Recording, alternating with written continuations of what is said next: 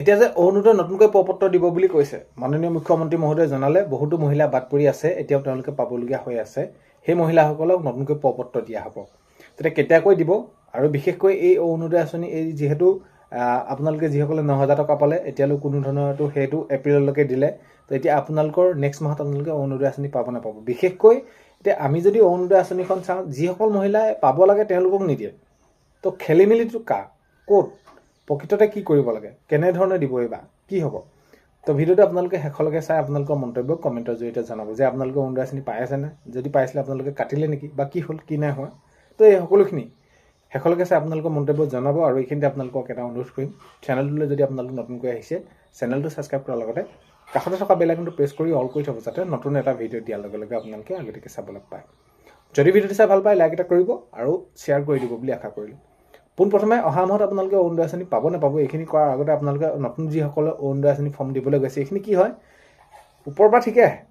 এতিয়া মাননীয় মুখ্যমন্ত্ৰী মহোদয়ে যিদৰে তেওঁলোকে নিৰ্দেশনাসমূহ দিয়ে বা যিদৰে তেওঁলোকে পদক্ষেপসমূহ লয় যে যিসকল দুখীয়া দৰিদ্ৰ সীমা ৰেখাৰ তলৰ পৰিয়ালৰ মহিলা, কাৰোবাৰ ঘৰত যদি চাকৰি নাই সেইসকল, মুঠৰ কোনোবা বিশেষভাৱে সক্ষম, কোনোবা ধৰি লওক বিধৱা, কোনোবা বিবাহে নোহোৱাকৈ ঘৰতে আছে, তো এইসকলক প্ৰাধান্য দিয়া হয়, প্ৰিফাৰেঞ্চ দিয়া হয়।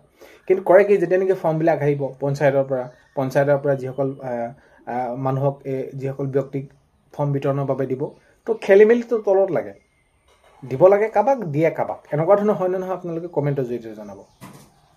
যদি কোনোবা এগৰাকী মহিলা একেবাৰে পাবলগীয়া, তেওঁ দুখীয়া, কিন্তু সেইগৰাকী মহিলাৰ বিপৰীতে আন এগৰাকী মহিলাও পাবলগীয়া, ধৰক তেওঁলোকৰ ঘৰত অলপমান উন্নত, কিন্তু দুয়োগৰাকীৰ ভিতৰতো যিসকল একেবাৰে মহিলা দুখীয়া ঘৰৰ, একেবাৰে তেওঁলোকে একেবাৰে অচল তেওঁলোকৰ অৱস্থা, সেইসকলে প্ৰথম প্ৰাধান্যটো পায়।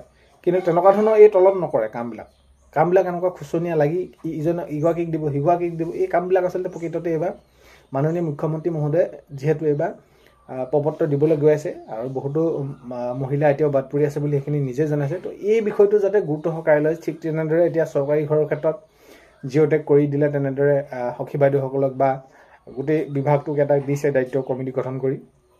তো এই অৰুণোদয় আঁচনি প্ৰপত্ৰৰ ক্ষেত্ৰতো তেনেকুৱা ধৰণৰ কৰিব লাগে, সেইটো মই মোৰ ফালৰ পৰা অপিনিয়ন কৰিছোঁ বা আমাৰ ফালৰ পৰা। কাৰণ কেলৈ যিসকল মহিলা পাব লাগে তেওঁলোকক নিদিয়ে, এনেকুৱা ধৰণৰ এইবিলাক হৈ থাকে। বাৰু যি কি নহওক, এতিয়া নতুন প্ৰপত্ৰ কেতিয়ালৈ দিব সেইখিনি আগন্তুক সময়ত গম পোৱা যাব। কাৰণ কেলৈ অহা 21 তাৰিখৰ পৰা, অৰ্থাৎ আপোনালোকে গমেই পায় কাইলৈৰ পৰা সেইখিনি বাজেট অধিৱেশন অনুষ্ঠিত হ'বলৈ গৈ আছে।